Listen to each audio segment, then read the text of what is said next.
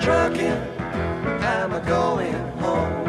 Whoa, whoa, baby, back where I belong. Back home, sit down and match my bones and get back trucking. Oh, oh, oh, oh. When I get back trucking on. When I get back trucking on. When I get back trucking on. Get back trucking on. Get back trucking on. Get back trucking on. Get back trucking on.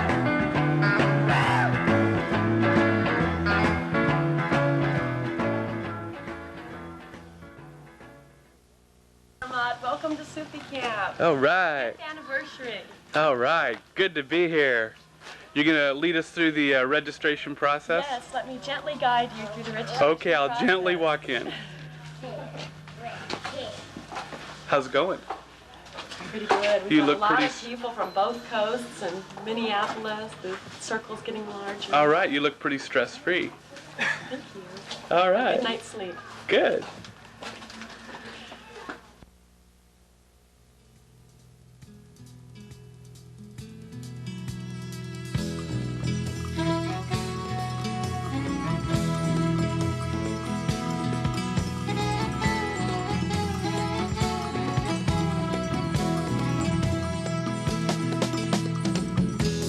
Voices are calling round the earth. Music is rising in the sea. The spirit of morning fills the air, guiding my journey home. Where is the path beyond the forest? Where is the song I always knew? I remember it just around the bend. In the village, the music never ends. In a circle of friends, in a circle of sound, all our voices will blend when we touch common ground.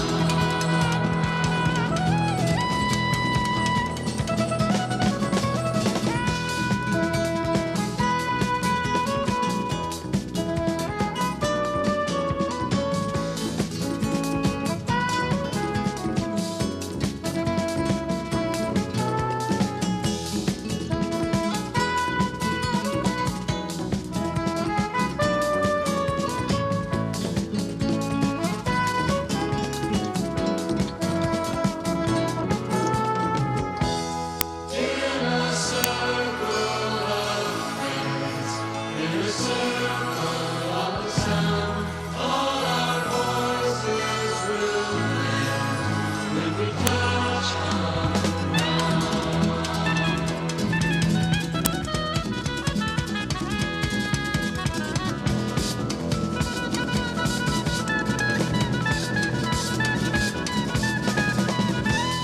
Voices are calling round the earth. Music is rising in the sea. The spirit of morning fills the air, guiding my journey home. Here is the path beyond the forest. Here is the song I always knew. Remember, it's just around the bend. In the music, the village never ends. In a circle of friends, in a circle of sound, all our voices will blend when we touch common ground.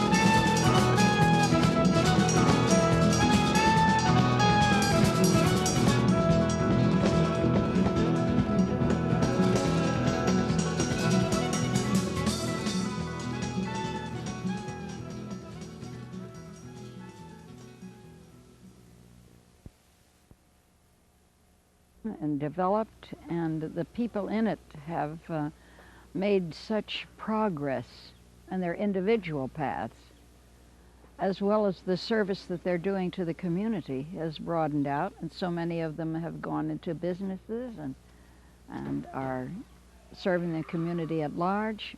I'm just thrilled with what's happened to the people of the Shining Heart community. Good. So you enjoy coming here then?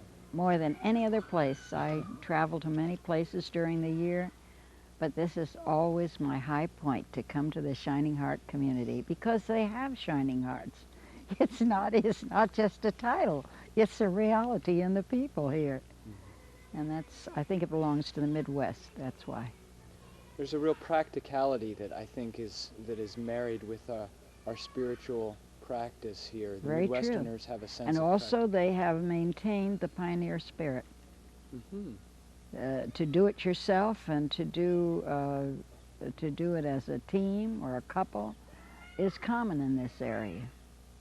They don't start things as big businesses. They started as couples or families.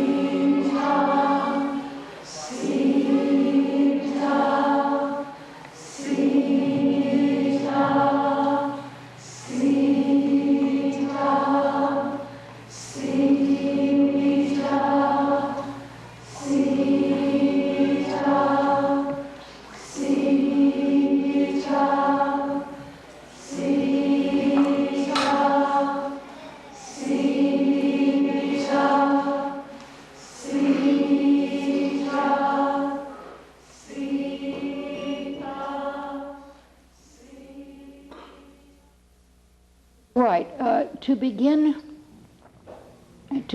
building an atmosphere, one must clear the temple within. Each body is a temple, and if it isn't a temple, you should remind yourself that it is. To make that body, that skin, which is the walls of your temple, that crown center, which is the dome of the mosque, that foundations, which are your feet touching Mother Earth, which is the foundation of your being, the foundation of the temple within, the magnetic pole that connects you from the Earth's magnetism to the fontanelle and beyond and above it and as high as you can imagine the source of light, which is the Nur al-Anwar, the great pearl of light. Few of us, and at times by grace alone, are given that vision of that pearl high above our heads, from which the source of light comes into our fontanelle, down through the uvulum and down through the chakras, and again reaches the tailbone, the source of the fires of life. and bounces back up again to bring the light, the white light, the violet light to us, and to open us again, to join back to that source. So I want you to begin today to work on my own feeling and experience has been that one can go round and round and up and down on wasifas, and you know there's 100 and then 101, the secret ones that we receive within that are never words we hear outwardly. And of course, many of my Eastern teachers have said, but there are really 1,001, you know. And if you do it long enough, you begin to realize that you don't count anymore. They exist within you, and they are reflected according to your needs, what is developing within your being, your personality, the source of the I am, core of your own being. Now, you cannot make that channel clear from the fontanelle to the tailbone unless you are aware of certain basics. Now, we're speaking of the use of wasifa now and how we put wasifa to work. Of course, I have to take you back to where you began, right? Because unless one tunes to the sun and realizes that those pin rays coming out from the sun every day, all day and night, because really we're only seeing part of it, right? Half of it we're aware of, and then our night comes. But the sun never stops shining. It never stops giving off its rays. Every one of those pin rays has a color. Each one of those rays is where your soul initiated from. You come with that impress. You come with that power. You come with that light. The source of your being is from that light. And it's so easily forgotten as we come down through the angelic planes, and the soul then meets with the jinn plane, and the great souls going home that day or the day before, who have the strength of mind and the strength of spirit to stop and impress other souls coming down in, to carry on their work where they left it off when they breathed their last breath here and inhaled their first breath again as a new soul coming in. So it is that impress of the jinn plane then that pushes the soul out and towards manifestation. And I know most of you have witnessed the little lights with wings that go flying by. We have a dance that we do to that in Children's Universal Worship, and there's never a child that asks a question on that. They all remember, they all recall that once they were a little light with wings trying to manifest. As that little light then hovers around, many of them, not just one, hover around the loving couple. And if you've ever felt that you had a parent that you were not attuned to, that you didn't know, that you felt you were foreign to and wondered, why did I ever choose that? If you hear that said so often, you chose your own parents, right? And you tighten up and buckle at that. Remember, it wasn't the person, the personality, the spirit, or the being. It was the emanation of their love experience which drew you in, that entranced you and captured you within a form by which you could grow and develop a physical body for which the spirit then enters and becomes a part of the living instrument by which you learn through the tests of life. So there's no such thing as a painless life. If there were a painless life, one would have to be totally not here, because it is the pain of life, it is the test of life which tries you, which challenges you, and which builds you into the strength of spirit that you have as you develop. And also makes you drop off the old concepts, the old ideas, the patterning which we fight constantly to redo and remake as we pass through the 10-year transitions of life. Have you ever thought that they connect with the sun? They do, because it is the sunspots which come every 10 years, sometimes more than 10 years, 10 and a half, 11 years, that our science is just beginning to record and to study. Why do they emanate? How do they affect us? How do those lights affect us at new moon, at full moon, at the pull of the tides, at the full tide, at the times when our feminine, masculine nature, our Jalal energies, our yin-yang, are brought together into harmony of oneness within our being. All these things are a part then of the forgotten power that we have from our ray that connected us to the sun in the first place as a soul emanating and manifesting and learning and developing all the years of our lives here, transition after transition. By the test of life, then, one has the opportunity to put this to work on oneself. So this is the introduction now to the Wasifa and why we do the Wasifa. Since the Sufi believes that God is not up there or out there, but God resides within the heart of man. And therefore, each man's heart is the own core of his being, of divinity, of God realization, not outside ever. That's not what anybody preaches to you or what you accept mentally or by reason that gets you there. It is the stilling and quieting and emptying out.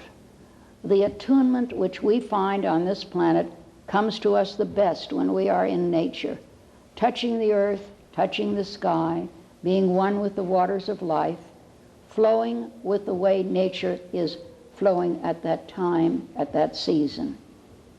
Now then, if we take that premise as our starting off point, we have to recognize those 2 points of light that I first brought to you. One where we begin at the tailbone with the dark, red, deep red sexual energy that gives us the power to manifest, the power to create, both physically, spiritually, and mentally, comes from that source. The will, the energy that is drawn up by the will through the chakras, comes up to the throat chakra, is transmitted then through the uvulum, up past the hypothalamus and the pituitary gland, and onward to the fontanelle. And all infants come with an open fontanelle, don't they? So there is no one more illuminated than the other at birth.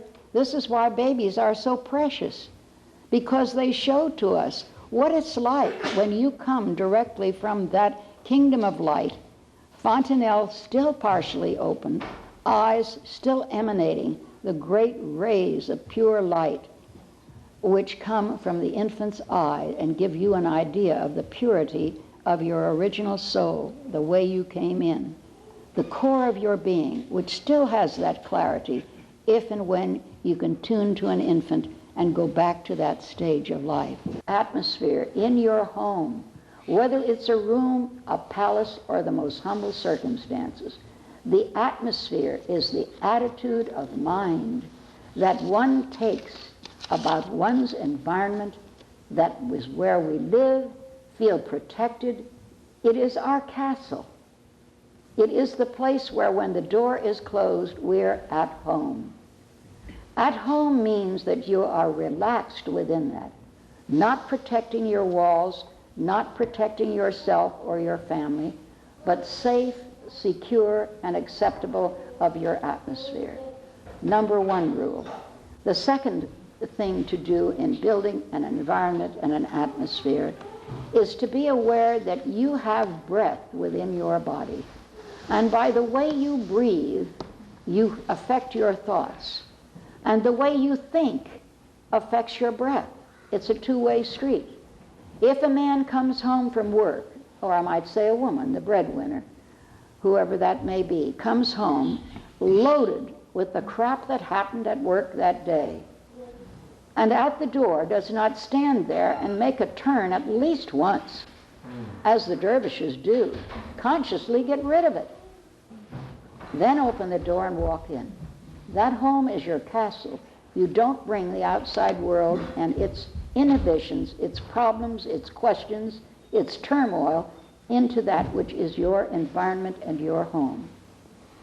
Then do not greet the other person with that atmosphere that you're bringing home. Because if you come straight in from it, you're bound to how was your day, dear? And you know the reaction you get. Or maybe they don't even stop for you to say, how was your day, dear? They just run to the other part of the house. But you have to be sure, are they home? You're not sure. They went through like the wind, you know. No. There must be the meeting. There must be the greeting. And that must be something that it takes two people to build a home. You can't build it on one energy. It has to be built of two. Later, if you have children, if you have animals or pets, that environment is enlarged and influenced by them. But it may be in the beginning that it's just two of you. But that meeting and that reinforcement of the environment that you have within that room and that home is primary to your safety, to your courage, to your faith, to your hope, to your ability to meet the challenges of that outside world. And of course, if you have music in that home, that's wonderful, because then you're affected by vibration higher and bigger than yourself. If you can stop and listen, right? But if you're dominating it, it will disappear. So reinforcement and building of that environment by any good vibration means recognizing that vibration. If you don't hesitate and recognize it, it won't react for you any more than the baby who is not given reinforcement reacts to you as a parent. It has to be tuned to. And when we tune to it, we find it works.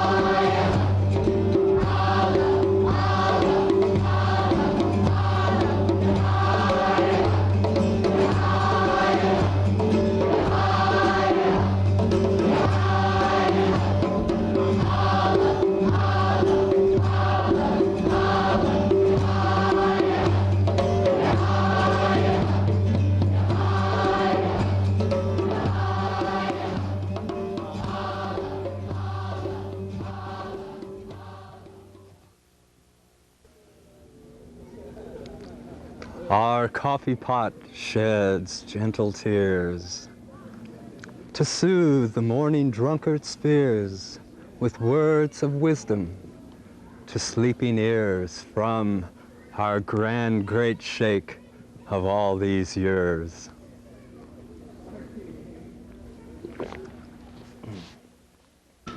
Hi, these are my friends. We're here at Sufi Camp and we like it, don't we? Yeah. Yeah. Yeah. What do you like about it, Zachary? This is Zachary's first time. He's from California. I don't know. And Jessica, what do you like about it? I guess the dangerous snakes. Traffic. That's no traffic. And you can wander all over. Yeah. That's another topic. He talked about snakes. And snakes. We saw a bunch of snakes, didn't we? When? First day. Oh, no. How about you, Kira? a snake in there. What do you like, Kira? What do you like about coming to camp? I thought the first night I was here, I saw a black snake crossing the road. I did too. And I said you are so sure. Hey, you guys, why did the black snake cross the road? I don't know. To get to the other side. Right. Why did the black snake climb the tree? To get to the top of the tree. No, because he was a tree snake. To prove he wasn't a chicken. Well, they basically turned into a family reunion. And the first camp or two was fun, but as we started to get to know each other better and develop relationships, it seems like the family just kept growing. And as everything in life, there are people who move on, and some people seem to fly back here from California every year because of the connection they have made. And I used to have to drive all the way to Mendocino, 2,000 miles to do a Sufi camp. And after we started having camps here, twice a year, it seemed like it fulfilled the need for the extended family unit, the non-rational solidarity that we feel here at camp. And I was driving back from Kansas City. I live in Minneapolis. I had come down for Sadi's workshop on the Aramaic Lord's Prayer Zikr. I was driving back listening to Sarmad Bernstein's tape, Remember Any Night. And it was about 3 in the morning, and I had to stay awake. And I had listened to the tape a number of times, and I was listening to one of the tracks that had a rhythm section. And I took the rhythm section and I adapted it to the 3 wazifas, Subhanallah, Alhamdulillah, Allahu Akbar, and then sang this song for another 3 hours to keep myself awake into Minneapolis. Subhanallah, Alhamdulillah, Allah, Allahu Akbar, Subhanallah, Alhamdulillah, Allah, Allahu Akbar, Subhanallah, Alhamdulillah, Allah, Allahu Akbar, Subhanallah, Alhamdulillah, Allah, Allahu Akbar, Subhanallah, Alhamdulillah, Allah, Allahu Akbar, Subhanallah, Alhamdulillah, Allah, Allahu Akbar. Thank you. Sufi camp. It's I don't know, it's like a family portrait. I think you come, you get another panel painted or another installment in the family portrait. That's what I think now. I'm at the phase I'm in, being in the householder cycle, and I enjoy having my kids hang out with my friends' kids and sit there, grow up with like-minded people. And it's also encouraging to come charge your batteries and, you know, realize what ideal we can manifest in the world.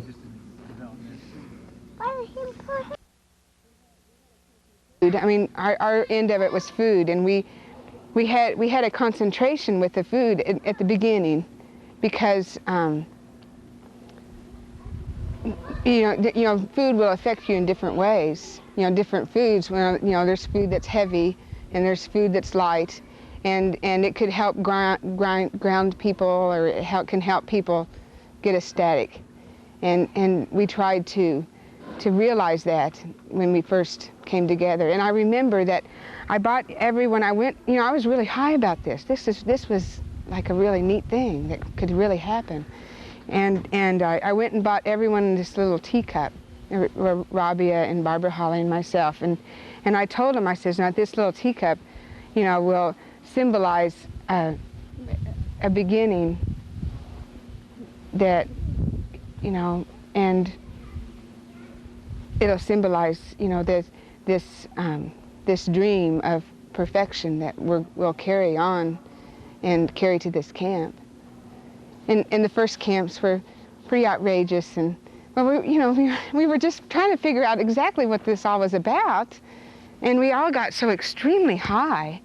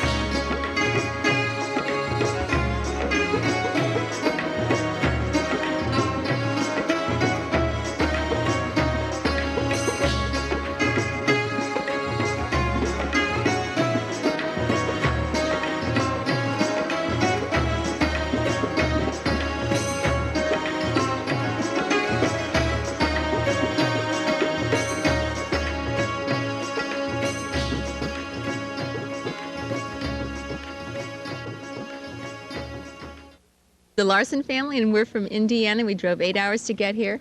This is Siri and Micah and Robin, and their Papa Gray couldn't come because he's busy working, but we just wanted to say we're having a great time here. We're really enjoying the dancing, and we hope we're going to be back another time. The camps have been real special to me because it's like it was a gradual deepening process. I started with a fall camp that was just a few days long, and then I did a spring camp that was 10 days long, and then I did a dance camp and it was 2 weeks long, and then I went wild and crazy and went out on a mountain for 4 months. And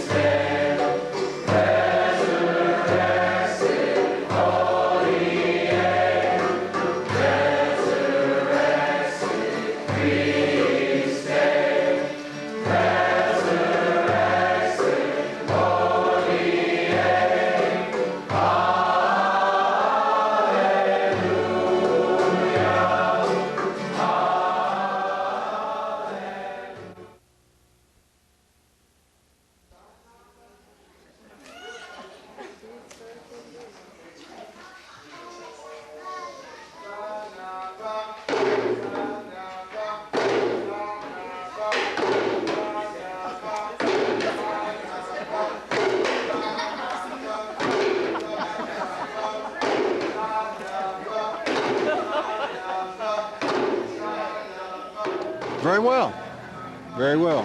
Especially the younger ones, they seem to have a real good knack for picking up the rhythms and the technique real fast.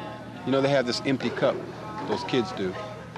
That's something we could all mirror a little bit, is the empty cup. You know, of course, that's kind of a Sufic thing, you know, too. Is the empty cup. Exactly. We serve this, you know, the wine, the sake, as they say, the wine giver. You know, the wine of the beloved, the wine of this fullness as we experience when we come together to drum like that, or to you know, gather in any kind of circle where the presence is felt like that. So I think as adults we can learn from the kids. And I notice you all spend a lot of time on the kids camp, which is really important because they're the second generation.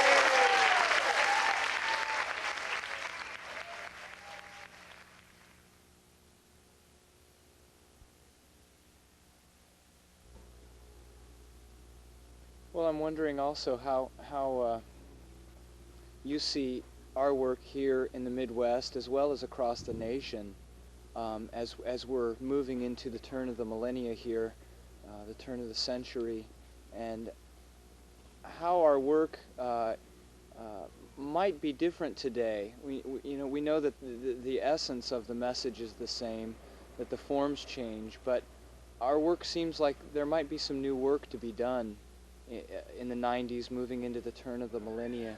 What could you say about that?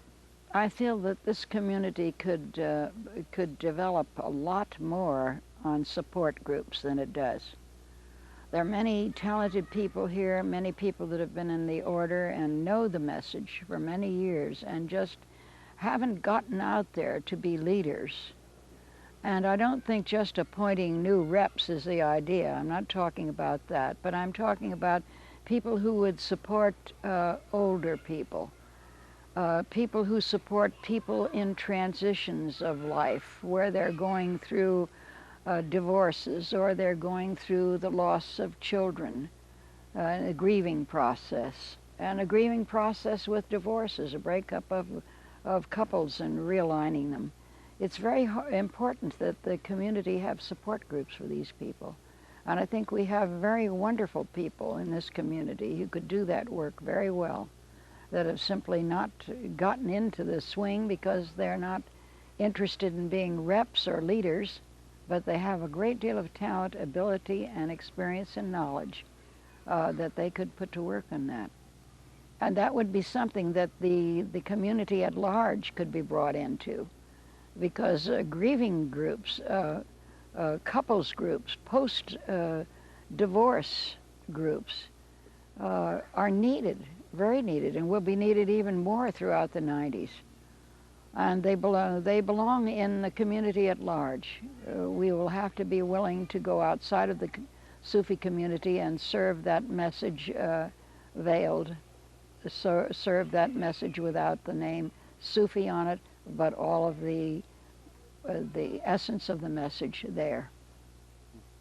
So in the most practical sense, going out, being with our elders, caring for them, helping them, in the most practical sense, what can we do to help that work move along?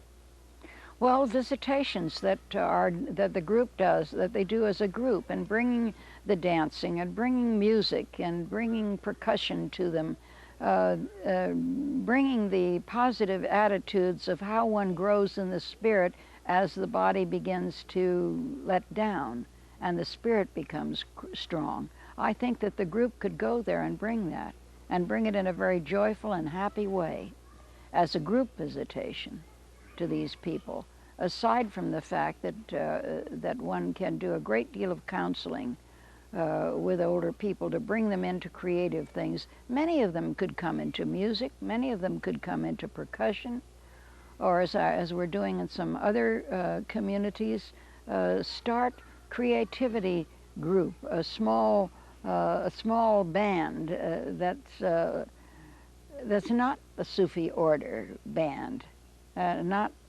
choruses that are our choruses, but this can all be taught to older people, and it can be taught to many cross-group people if we don't do it as Sufi order, but we do it only with Sufi order people as leaders and support group there. I think we could spread the message greatly throughout the 90s by doing that. For we would be welcome in many synagogues, we would be welcome in many formal church places if we did it that way. And we have such a diverse and grand work to do. The repertoire here is really wonderful, that can be broken down into different segments and given in that way. Not given as the whole unity, but parts of that unity could be used in that way.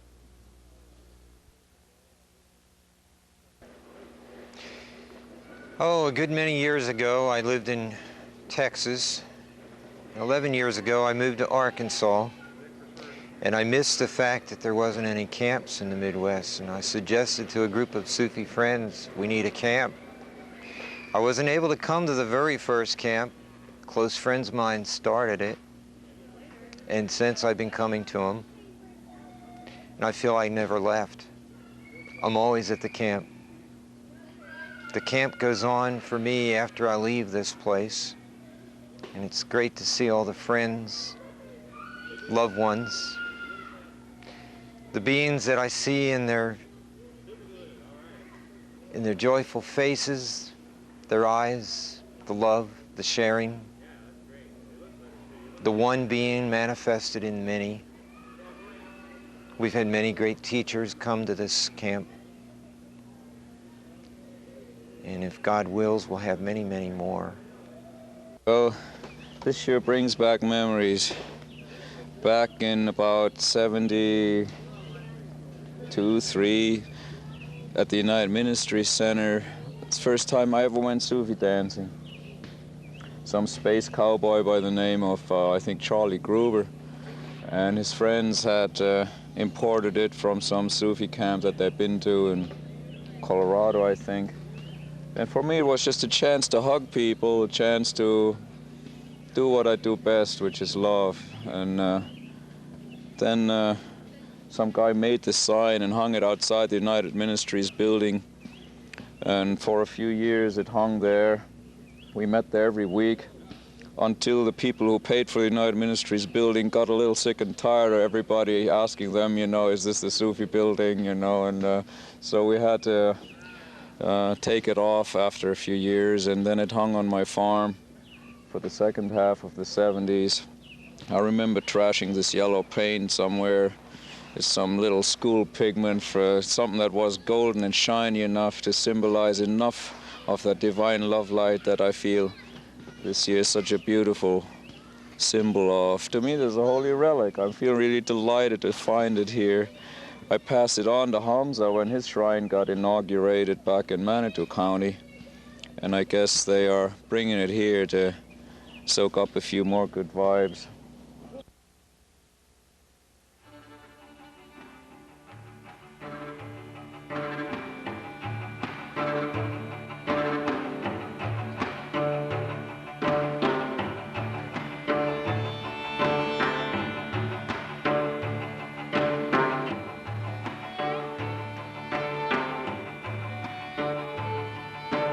There's about a year or so that I wasn't around, but I can tell you that a friend of mine came to me in the hospital and she said, "You have to go." She said, "I don't even know how to tell you what this is, but you have to go." And I went last week. She said they call it, I think, Suf dancing. And so I went, and I went up to the top of the stairs, and this is when they were at the big gymnasium at St. James Church, and I remember walking up the top of the stairs, and I saw Verdosi and Sarfraz in the center, and I didn't know who they were. And right as I came around the corner, I felt that I was home.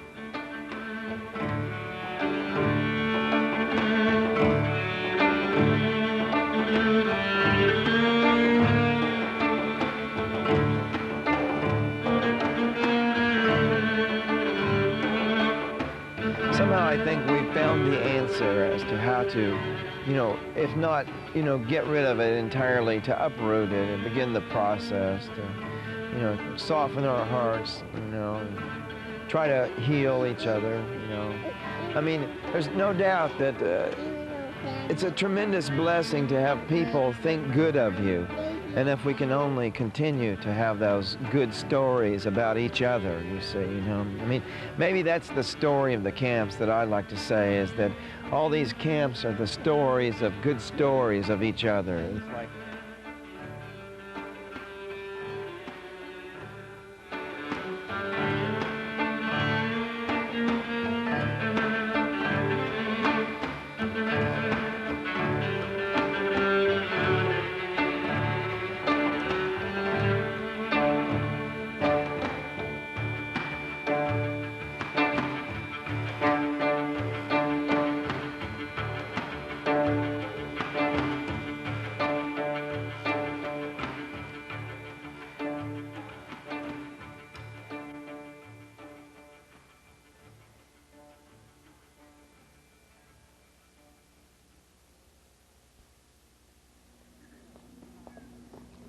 washing fork and knife and spoon, our cleanups sing a merry tune, and away with desire, anger, and lust, as these Buddhas wash our hearts of rust.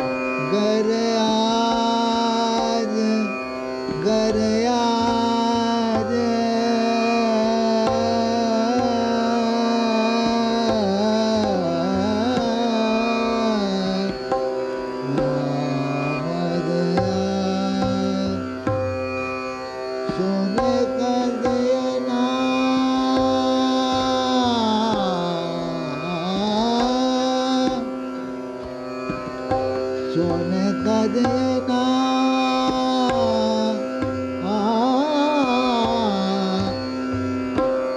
पद गर गर सा रे सा नि दा पद पा मा गा रे सा रे गा मा पद पा मा पा सा पद पा मा गा सा मेरे घर आज मोहम्मद आया सोने का दिया ना कौन मुआ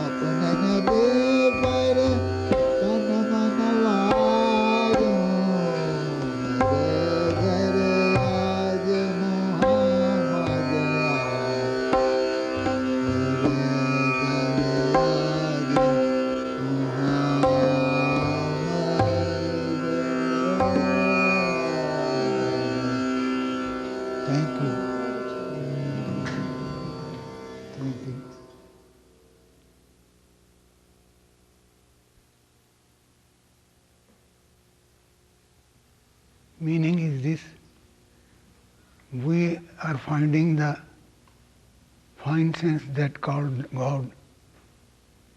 That is not far from us inside. Manusham soham brahmam kalpavriksham. Mankind himself is a God. Just how he thinks, in that shape appear to him. This translation I did a little bit, maybe wrong, I don't know. Manusham soham brahmam kalpavriksham.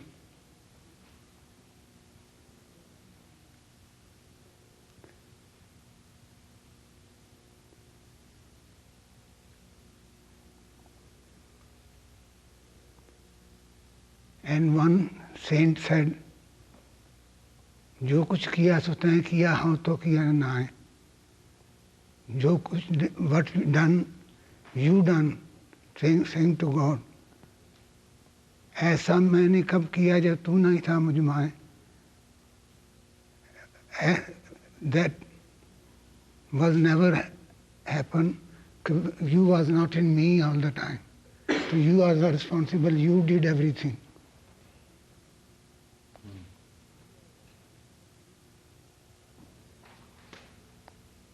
जो कुछ किया what done you did not you was every time in me and ऐसा translation is difficult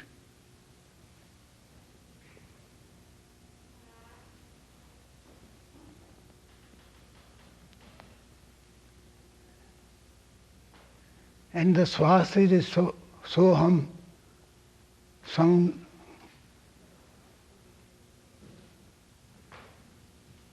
so hum in an inhale exhale so hum that become om from that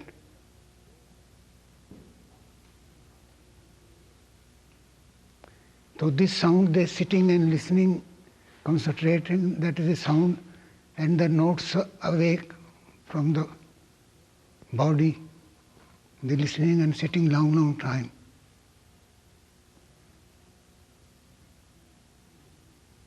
meditating on this method. This is the method of sannyasis.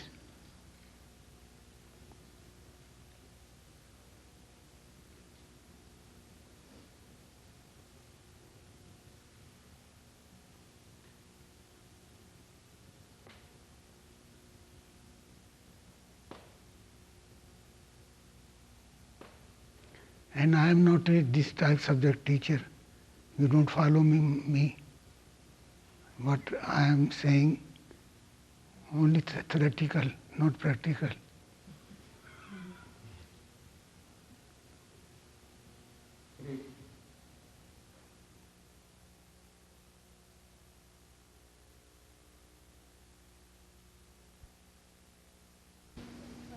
Here we have the young and the elder, this little angel and a beard for a halo. And this guy is a lot of what Sufism means for me, because when I came to this camp, I was all alone and I couldn't even talk to anyone.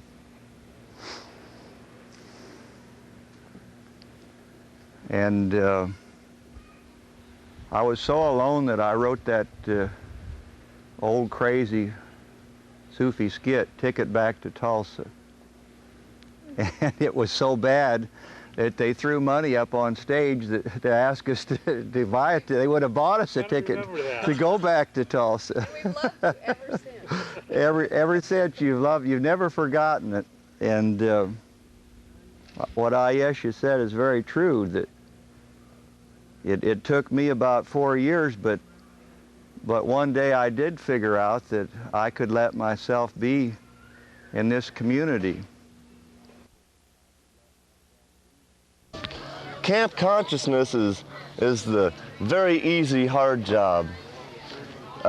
We made a good deal this year where we're each sleeping in one morning and the other blows, because all the years before we've both gotten up and blown all the morning, and it's like, it's tough when you wake up every morning to blow at 6:30 and all the continuous times afterward.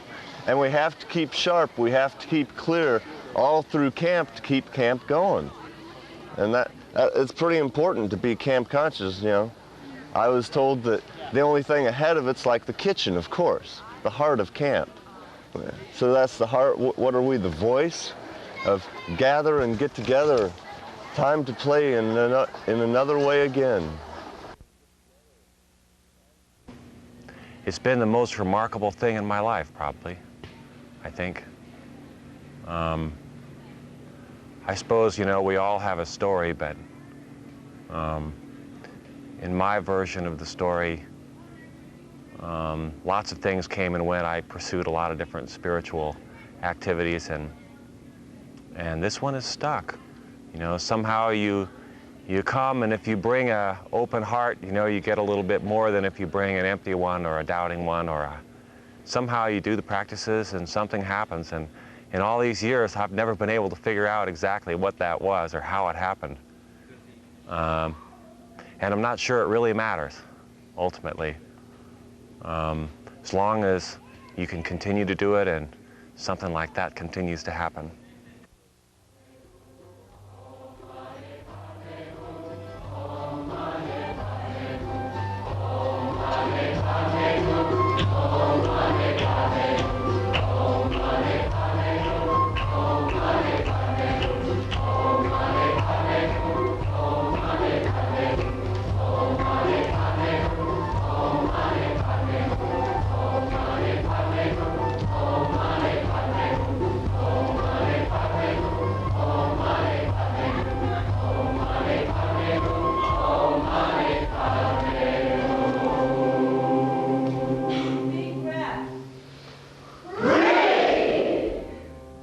Buddhist and Sufi.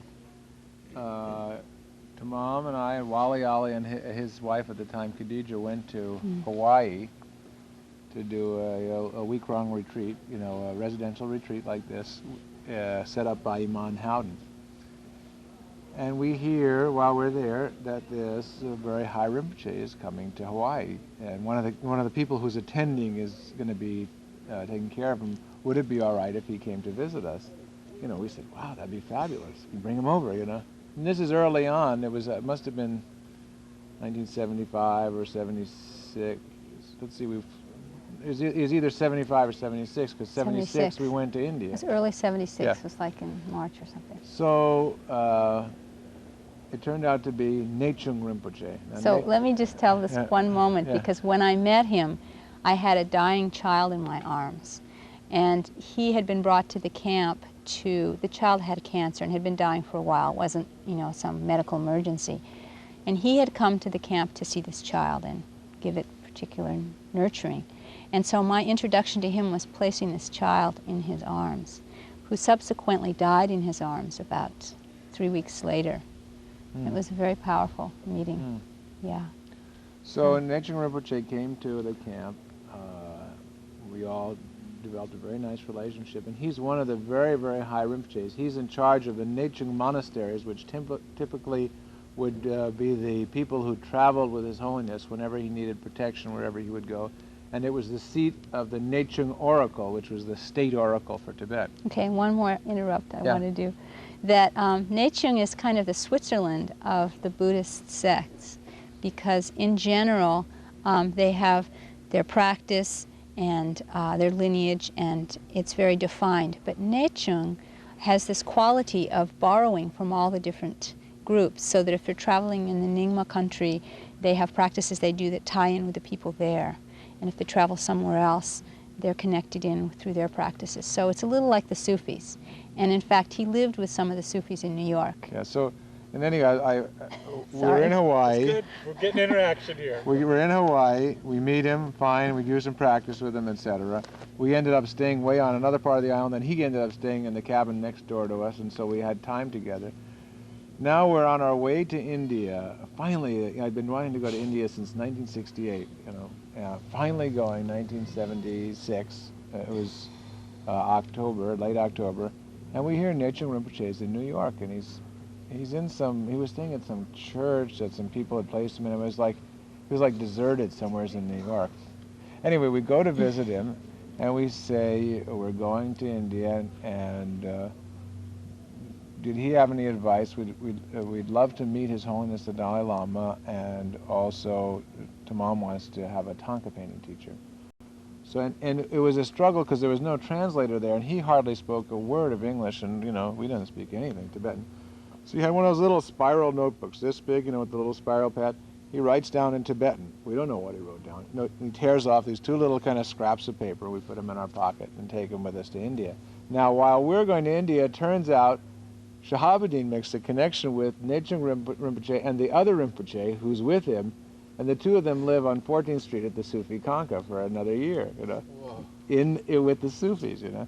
In any case, we go to India, and he says, you go to my monastery. Now, his monastery is just half the size of the meeting hall we've got here in India. I mean, in Tibet, it was a big deal. But now here, it's a big one. Now they've rebuilt it, and now it's a bigger deal again. But at this point, they're all living like in 2 or 3 rooms in a little place in Dharamsala on the way up to McLeodganj. And we go there, and we give them these 2 little pieces of paper, and it's like if we had brought 10 pounds of gold, we would have had less than these 2 little pieces of paper. One of them, it turns out, was to the head teacher, please introduce this couple to Jampa so they can study Tanka. And the other was a note to Lobsang Jigme, who was the state oracle of Tibet, still alive. Please arrange an interview for this couple with His Holiness the Dalai Lama.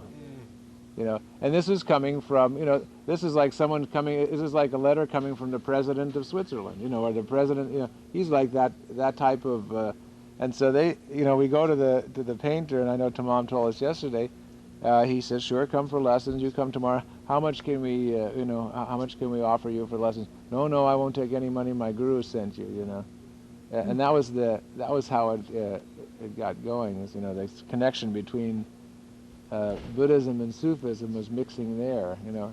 And then Pir Vilayat, we used to have camps in Chamonix every summer, you know. And Pir Vilayat would teach for, I don't remember exactly, 2-3 weeks. Then there'd be a 2-week break, and then he'd come back and teach, you know. And he invited one very illustrious Lama Chimi Rinpoche, to come and teach in the interim. Also a very, very high Lama in the Kagyu lineage, and one of the most delightful human beings you'll ever meet. And so there was a mixing there of the Tibetan Buddhist and Sufi path. And now, just like, you know, we came here 5 years ago and with Lama Dujim Rinpoche, and not Rinpoche, Lama Dujim Dorje, and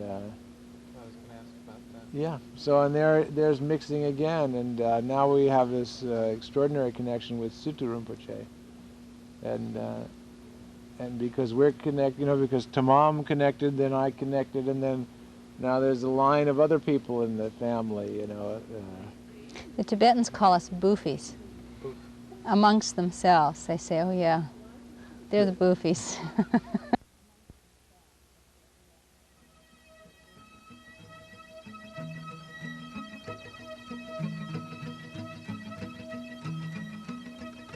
Listen, listen, listen to my heart song. Listen, listen, listen to my heart song. I will never forget you, I will never forsake you, I will never forget you, I will never forsake you. Listen, listen, listen to my heart song. Listen, listen, listen to my heart song. I will never forget you, I will never forsake you, I will never forget you, I will never forsake you. Listen, listen, listen to my heart song. Listen, listen, listen to my heart song. I will never forget you, I will never forsake you, I will never forget you, I will never forsake you. Listen, listen, listen to my heart song. Listen, listen, listen to my heart song. I will never forget you, I will never forsake you, I will never forget you, I will never forsake you. Listen, listen, listen to my heart song. Listen, listen, listen to my heart song. I will never forget you, I will never forsake you, I will never forget you, I will never forsake you. Listen, listen, listen to my heart song. Listen, listen, listen to my heart song. I will never forget you, I will never forsake you, I will never forget you, I will never forsake you. Listen, listen, listen to my heart song. Listen, listen, listen to my heart song. I will never forget you, I will never forsake you, I will never forget you, I will never forsake you. Listen, listen, listen to my heart song. Listen, listen, listen to my heart song. I will never forget you, I will never forsake you, I will never forget you, I will never forsake you. Listen, listen, listen to my heart song.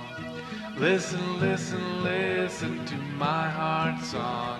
I will never forget you, I will never forsake you, I will never forget you, I will never forsake you.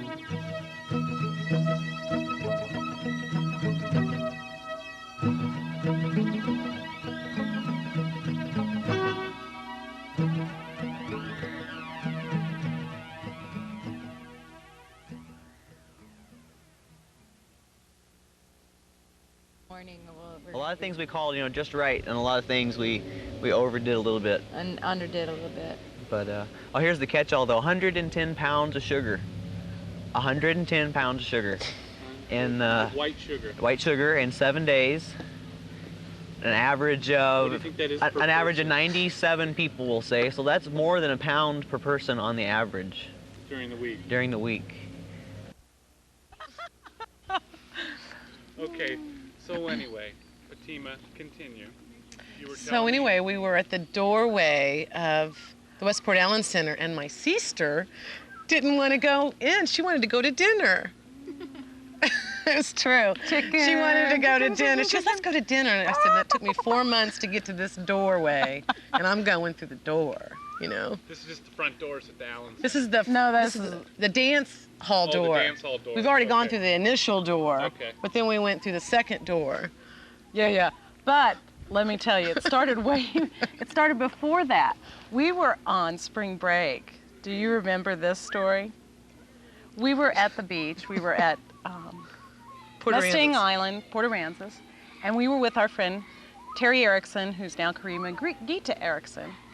And we were all sitting together one evening, and we were all very relaxed, just chatting, and all of a sudden I remember I felt my energy go, and I was like, and my sister's eyes got like this big, and I said, do you notice what's happening? And she said, oh yeah. I said, and so we just sat there for a few minutes, and so she would, and she could recognize whenever this was happening. Oh, yeah. But what she was seeing was the figure of this man with these penetrating dark eyes, long hair, and a beard. And I said, well, you must draw him. And she said, oh, I can't.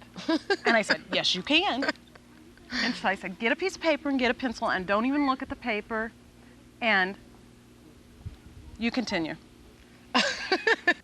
So I started just drawing this picture, and my hand just started going, and it was this picture of a man that I see, that I've kind of seen for a long time, I don't really know if it's, Hazrat Nayat Khan or anything, but it's an image that's like him, My mom was into it for a while before I started getting into it, and actually first I was more like, get away from me, crazy people, but then I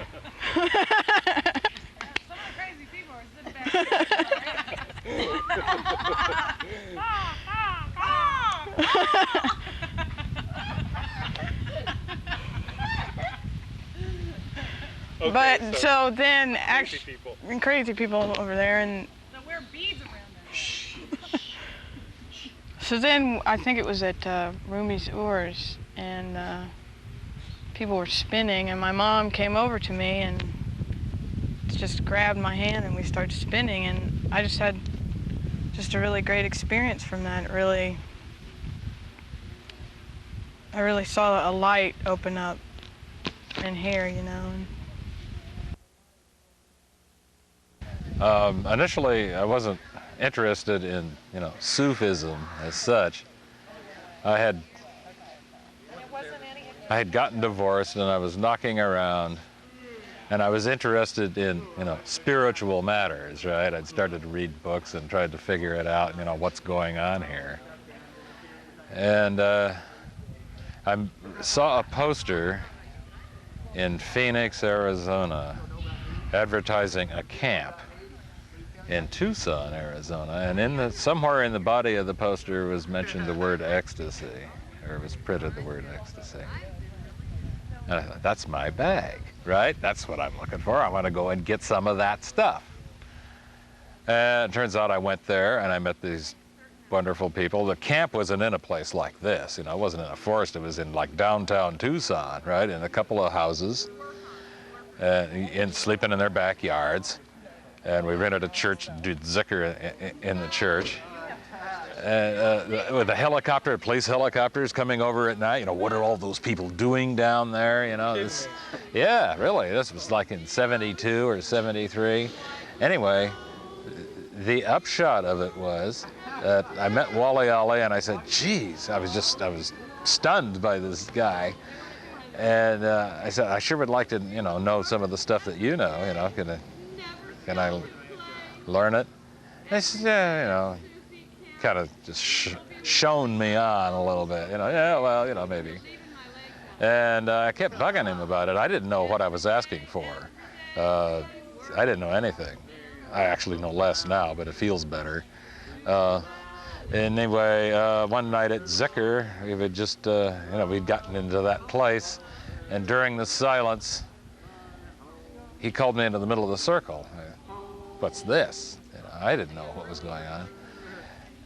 And he initiated me on the spot. Gave me a funny name and all of that. And, I was just destroyed. I didn't know what to do. I didn't sleep for a couple of days after that. And like 15 or 16 or 17 years later, I found out I was the first person he initiated. He mentioned it in public in a dance meeting in Kansas City. We're doing fashion tips. Fashion tips for Sufi women. No, come on. She wants some lipstick. I don't have any, but you need some. So fashion tips for Sufi women. We've gone through the lipstick and we've described how we eat so we don't ruin our lipstick. Oh. And we've all tried on earrings. So do we all fast one on liquid foods then? Yes, well, we've demonstrated how you drink from the cup so that you don't ruin your lipstick. Oh, and we've just started on the, yes, do you have any? Sounds like it's a humor deal, isn't it? Right. Yeah. Come, there's so few men attending this class. We don't want to give all the secrets away. Okay, here we go. This is the camp lipstick. The camp lipstick. Everybody's got one. What about Rashida? Lipstick. Okay. All right. So we're not sexist around here. Okay. How do you do this? Okay.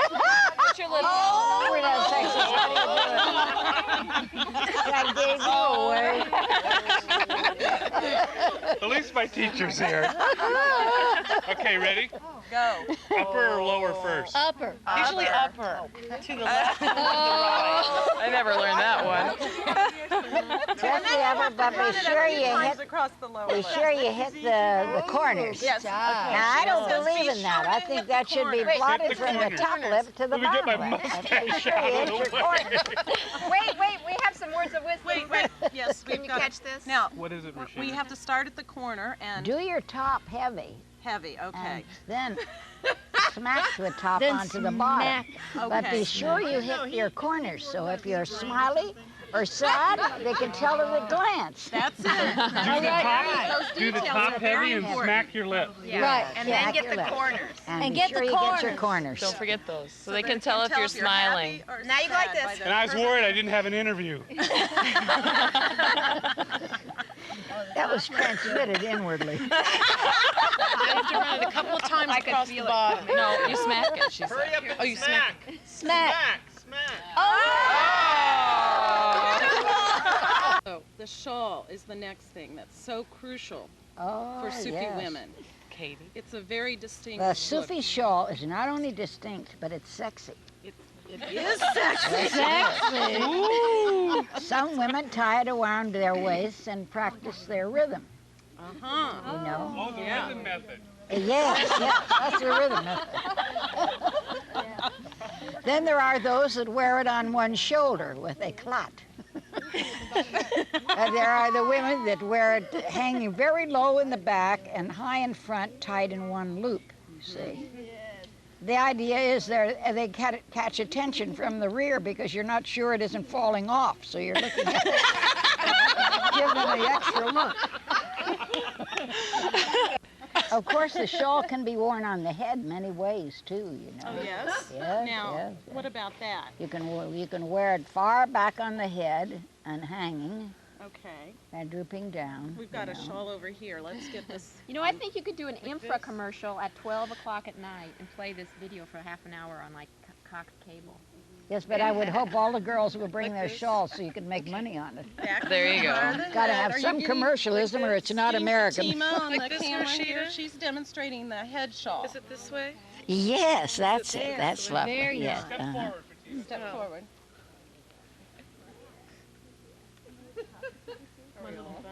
Now this is what is known as the holy woman effect.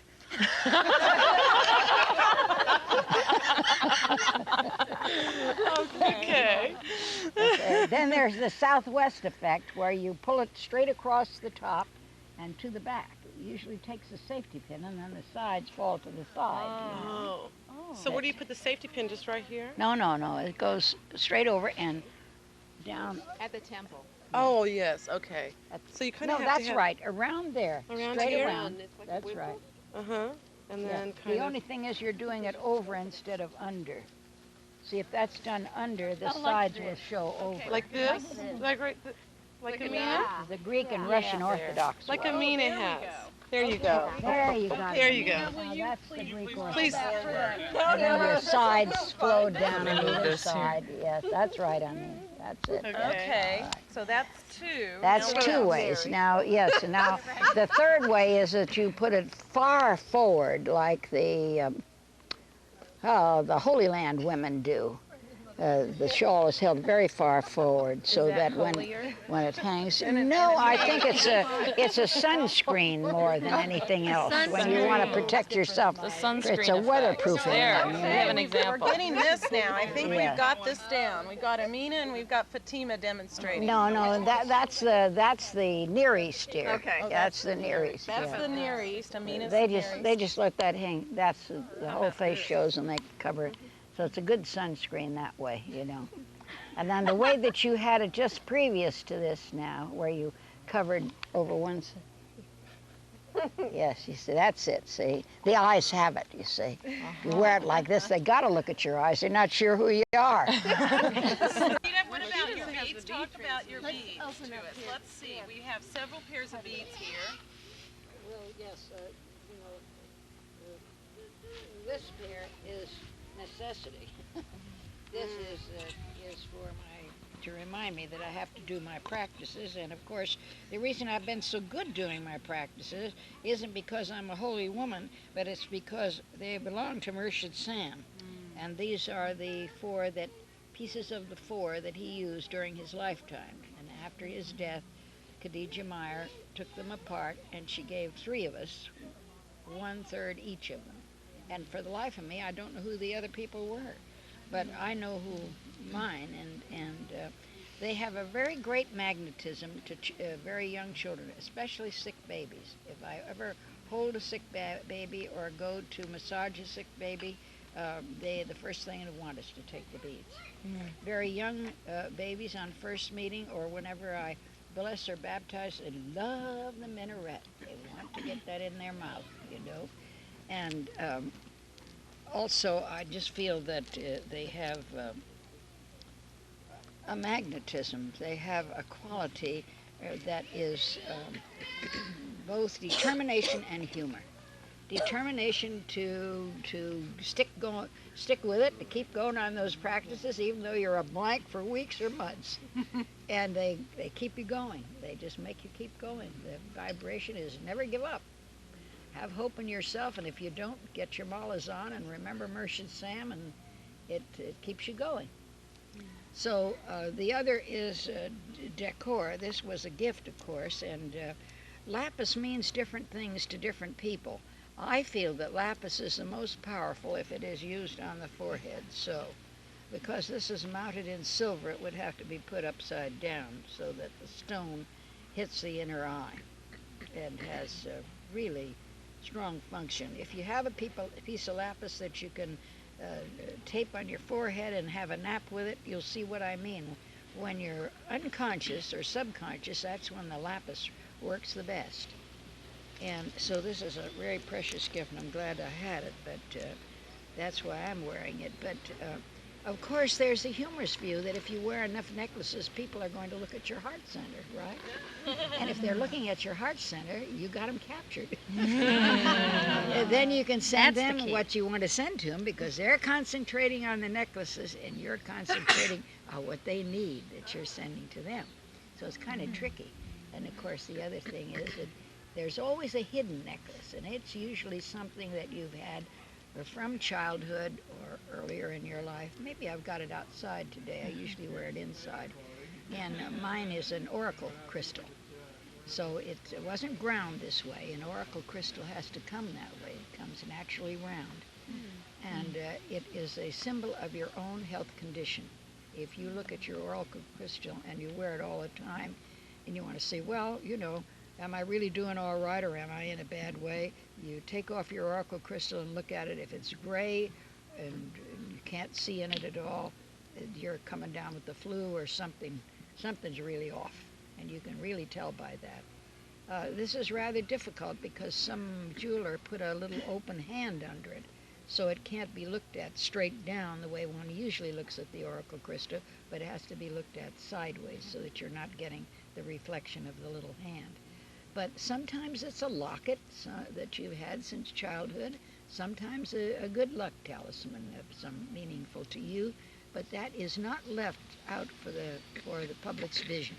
That's between closer, if something like that is worn about over this bone, or you can feel that bone and there's a little dent below that in your collarbone, if it's worn there, somewhere between front and back is your vagus nerve, which is the center of the nervous system for the entire body. And so it has a real purpose in being tuned to that, being over that, right? For that matter, any sacred stone, birthstone that you're wearing, should see that the length of it is over that area for that reason. And then, of course, on the good humorous side, there's always the things that you do that honor the organization you belong to, or what you stand for, what you are representing at that time. So that's why these heart and wings, and I have 3 of them that belong to, have been given to me by different orders, and I change those like a man changes a dirty collar. And they're always cleaned with toothpaste, like we would clean our teeth. And you wear those when you are giving a particular message. It magnetizes you, centers you, and symbolizes to others where you stand, the strainer that you're using to give them your ounces of wisdom, right? In that way. But the best thing about long malas or tasbis is the fact that the tassel then always has to reach the edge of your belly button. So who had on one today that was served last night? It was so pretty. It was a dark red, and the tassel exactly came to that point. No, but that yes, well, yours is a little overdone, dear. That's good, but you're hitting another center. Was it Katie? Doubled over. Was it Katie? That's all right. There we go. Is it Katie? All right, Katie. That's an excellent one. Let's demonstrate here. Please model for camera. Tip, see where the tip of your tassel is. Right? My belly button. Yes. You know why that's important, right? Because for women, you know, just if you go into your belly button this way and up, This is the pit of our stomachs. This is the base of the heart center. And if you put your little finger on the base of that heart center and go up the full length of your open fingers and your thumb is down, you'll be just where your physical heart sets in your body. That's where it is, a little to the left. But it is right at that point. So isn't that interesting that the full depth of our heart is only, of my heart is only that much? And if you try it on yourself, it'll be for you too. Only difference being in the male, one has to go the other direction because you put the thumb in the belly button and that held together pointer goes down. And a little below your belly button is where it ends up. That's the depth of your heart. See, that's why they can't be tricked like we trick them.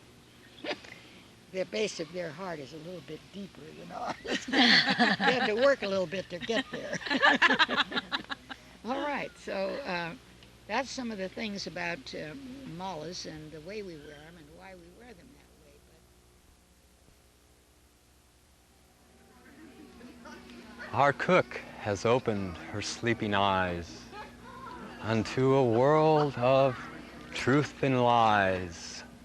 From a cloudy sky this sun has sprung to tell us when the soup is done.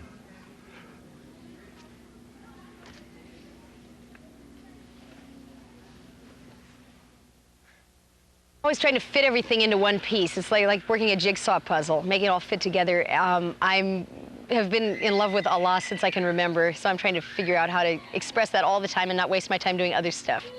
You know, to make everything I do express that.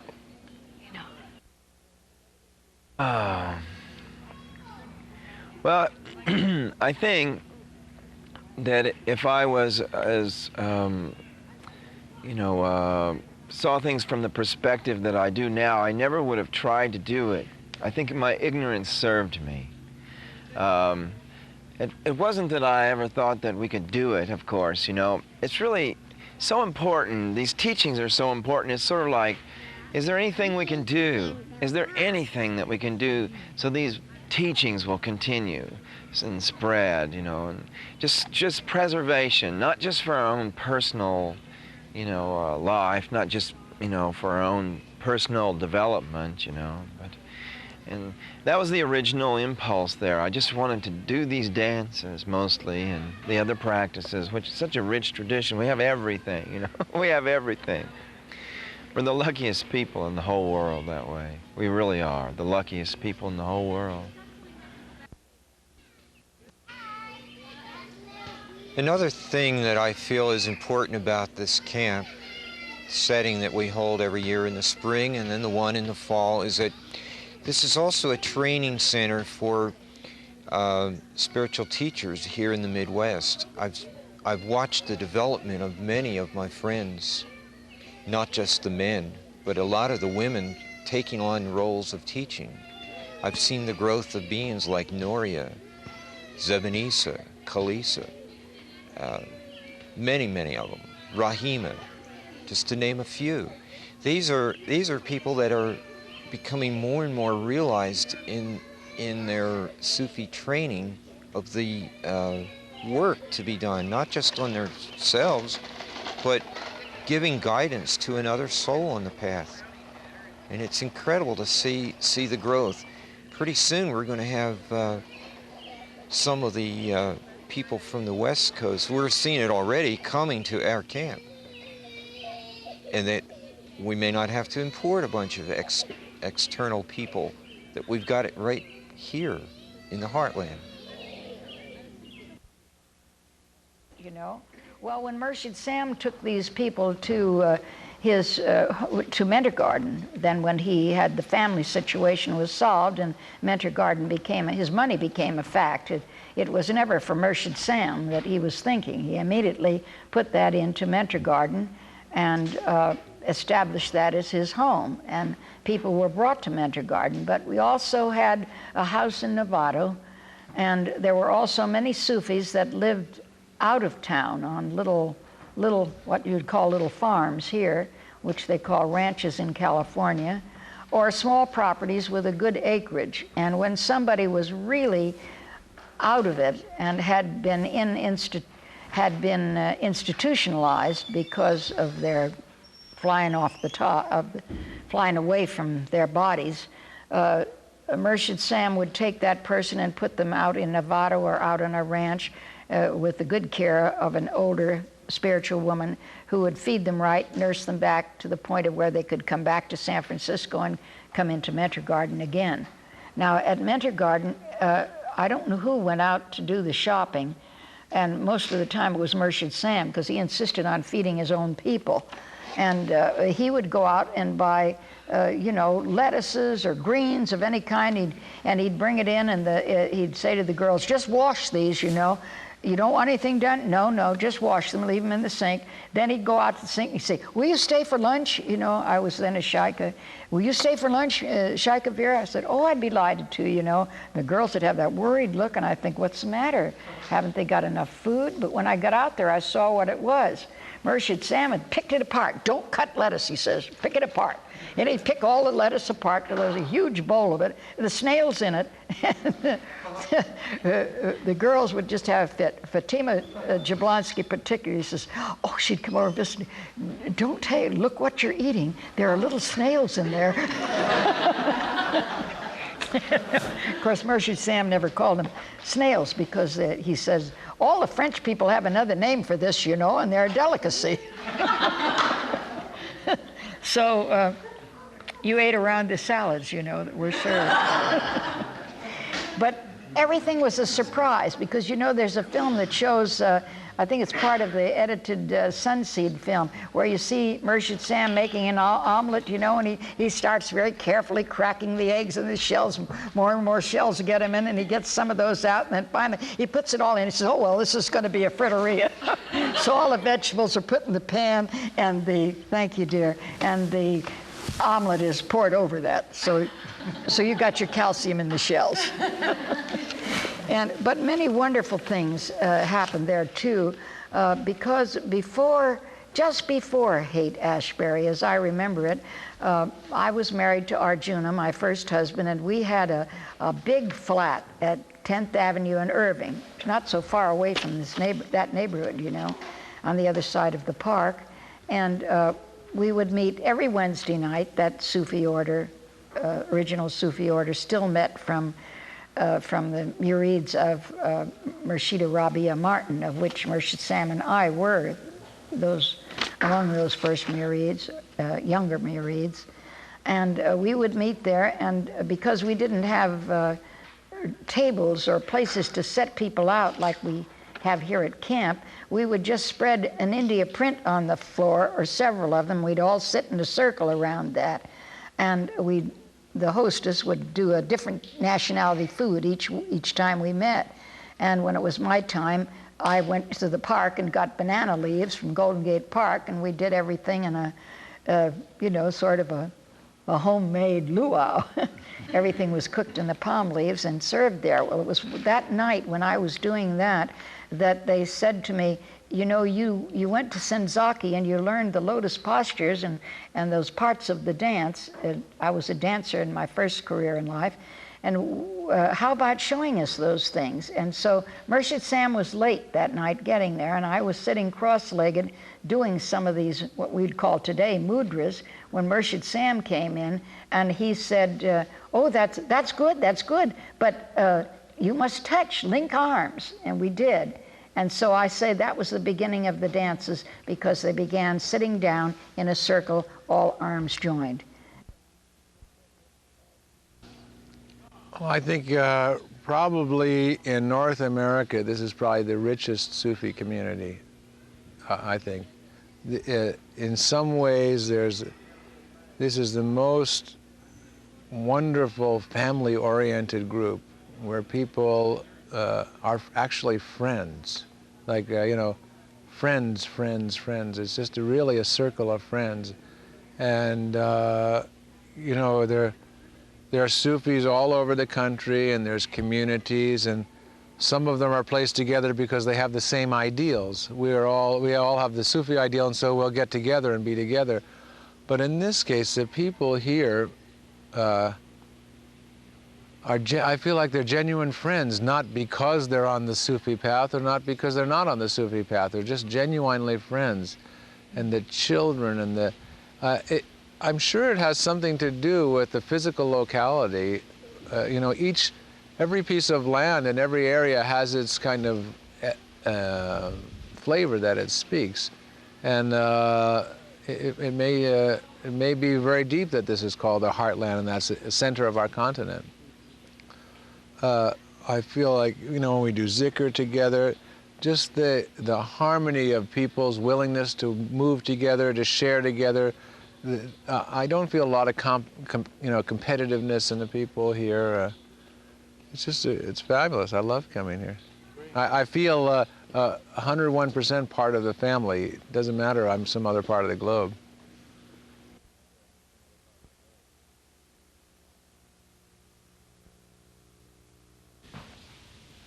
Love, devotion and singing.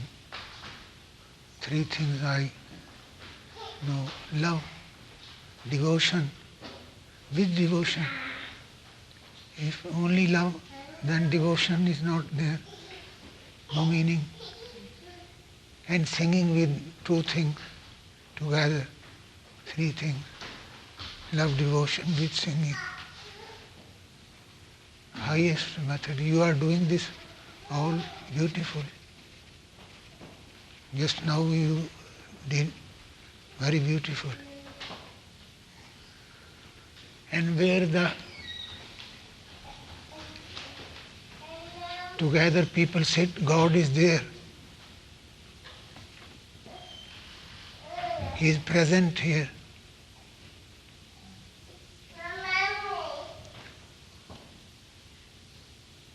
My Lord lives in the heart of the public, not in a temple and a masjid.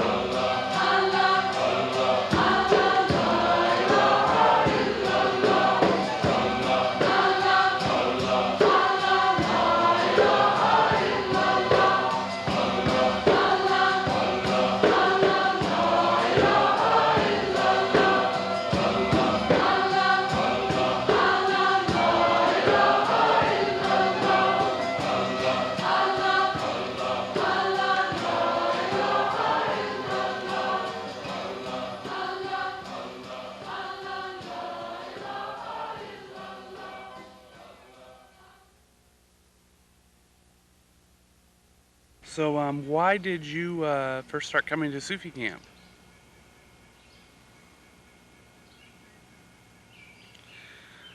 How have you changed over the last 10 years?